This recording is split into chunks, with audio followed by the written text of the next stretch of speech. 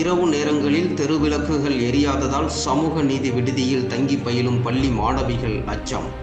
தஞ்சாவூர் மாவட்டம் திருவிடைமருதூர் தாலுகா கோவிந்தபுரம் பகுதியில் வட்டார கல்வி அலுவலகம், வட்டார வேளாண்மை விரிவாக்க மையம், திருவிடைமருதூர் தொடக்க கூட்டுறவு வேளாண்மை மற்றும் ஊரக வளர்ச்சி வங்கி, சமூக நீதி பள்ளி மாணவியர் விடுதி இயங்கி வருகிறது.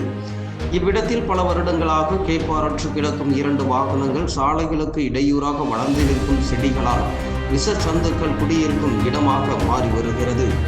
இங்கு பணிபுரியும் அரசு ஊழியர்கள் மற்றும் சமூக நீதி விடுதியில் தங்கி பயிலும் பள்ளி மாணவியர்கள் இரவு நேரங்களில் மிகவும் அச்சத்துடன் காணப்படுகின்றனர்.